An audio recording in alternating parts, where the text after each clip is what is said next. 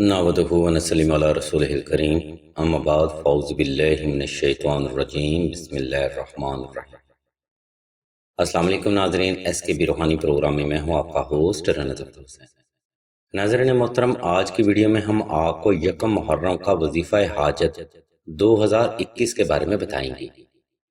انشاءاللہ اس وظیفہ کی خیر و برکت اور آل محمد کے صدقہ آپ بھی اپنی ہر نیک اور جائز حاجت کی تکمیل جلد ممکن کر سکیں گے۔ ناظرین کرام، ہم بغیر دیر کی یہ ویڈیو کا باقاعدہ آغاز اللہ تبارک و تعالیٰ کے بابرکت نام سے کرتے ہیں، جو کہ بڑا مہربان اور نہایت رحم کرنے والا ہے۔ ناظرین گرامی، جیسا کہ ہر صاحب ایمان فرد جانتا ہے کہ ماہ محرم اسلامی مہینوں کا پہلا مہینہ ہے۔ یہ مہینہ حرمت، عزت، تکریم اور تقدس کی اعلیٰ نسبت اہل بیت سے رکھتا ہے۔ اس حرمت والے وقت کے لیے بے شمار حدیث مبارکہ آپ سرکار کی نسبت سے منسوب کی جاتی ہیں، جس میں پیارے آقا سرور کونین خاتم الانبیاء نبی کریم صلی اللہ علیہ وسلم کی ذات مبارکہ نے اس مہینے کی فضیلت اور اہمیت کے بارے میں امت کو آگاہ کر دیا ہے۔ اس لیے آج کی ویڈیو میں ہم آپ کو علم روحانیت کی روشنی میں اس مہینے میں کیے جانے والے حاجت کے وظائف اور اس مہینے کی فضیلت اور اہمیت کے بارے میں بتائیں گے۔ ناظرین کرام، اہل علم فرماتے ہیں کہ ماہ محرم حق اور باطل کو الگ الگ کر دینے والا وقت ہے۔ جس طرح سے اللہ کی ذات مبارکہ نے اس مقدس مہینے کی بے پناہ حرمت اور تکریم رکھی ہے، اس کے پیچھے بھی راز حق کی فتح کا تھا، یعنی تمام تر مخلوقات کو پیغام دے دیا گیا تھا کہ حق اور باطل کبھی ایک ساتھ نہیں رہ سکتے، اور اس کا عملی مظاہرہ اللہ کے بے حد محبوب بندے، میرے آقا و مولا، میرے نبی کے نواسے، میرے آقا کے نور، میرے نبی کے سوار اور حیدر کے لختے جگر نے کر کے دکھایا۔ تبھی تو اس مہینے کو حرمت والا مہینہ کہتے ہیں، جس میں حق کو باطل سے الگ الگ کر دیا گیا، صحت اور نحس میں فرق کیا گیا، ید الخیر کی پہچان ہوئی، اچھائی اور منافقت روزے روشن کی طرح عیاں ہوئی، اور شیطانی طاقتوں پر روحانی طاقتوں کی برتری قائم ہوئی۔ یہی تو وجہ ہے کہ اس مہینے کو مقدس اور حرمت والا وقت کہتے ہیں۔ خیر ناظرین کرام، ہماری اس ویڈیو کا موضوع سخن فرسٹ محرم کا وظیفہ حاجت 2021 ہے۔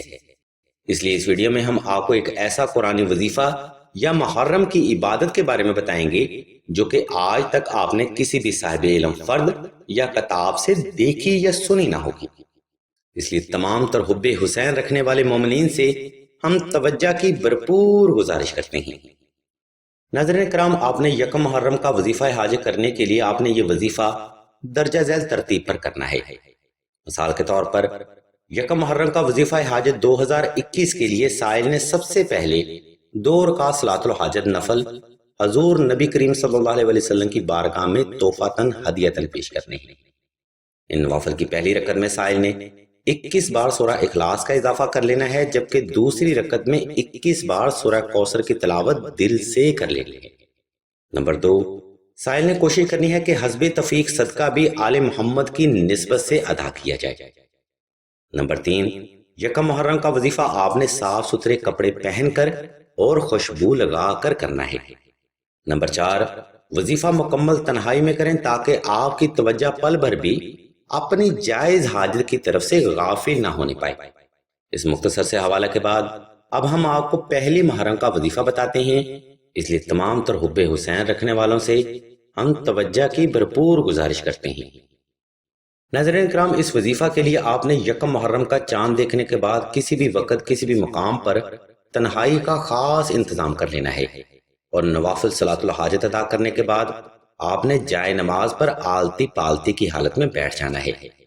اس کے بعد آپ نے 11 مرتبہ درود ابراہیمی کی تلاوت کر کے اپنے ہی ارد گرد ایک فرضی احسار لگا لینا ہے۔ احسار مکمل کر کے ناظرین محترم، آپ نے کوشش کرنی ہے کہ چند ایک سیکنڈ وقفہ لازمی کیا جائے تاکہ آپ کے دل کی دھڑکن اور وجود نارمل ہو سکے۔ جب آپ کا وجود اور دل کی دھڑکن نارمل ہو جائے تب آپ نے اسم اللہ کو تصور کر لینا ہے اور آنکھیں بند کر لینی ہیں۔ یہ عمل ناظرین محترم آپ کی توجہ کے لیے بے حد ضروری ہے، کیونکہ کوئی بھی روحانی عمل آپ کی توجہ کے بغیر ادھورا مانا جاتا ہے۔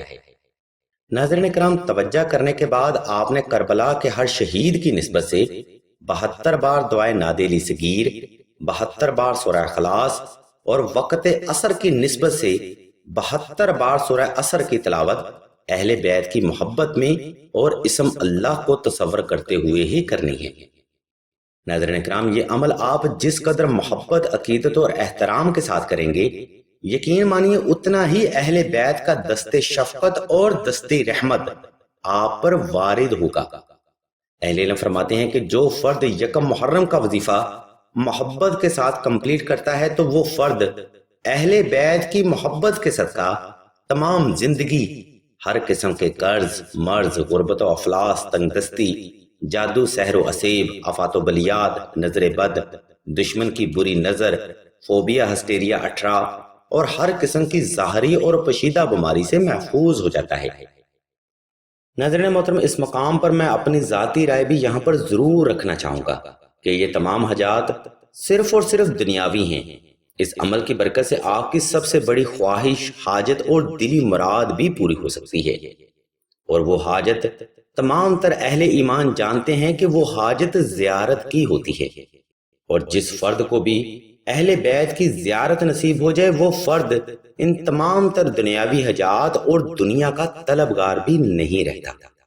ناظرین محترم، اسی کے ساتھ ہم آپ سے اجازت چاہتے ہیں اور امید وابستہ کرتے ہیں کہ آج کا روحانی پروگرام آپ کو حصول حاجت کے لیے پسند آیا ہوگا۔ اگر آپ کوئی روحانی مسئلہ ڈسکس کرنا چاہتے ہوں تو آپ راشد بھائی کے نمبر پر رابطہ کر سکتے ہیں یا سعیدہ کورتولین بہن کے نمبر پر واٹس ایپ بھی کر سکتے ہیں۔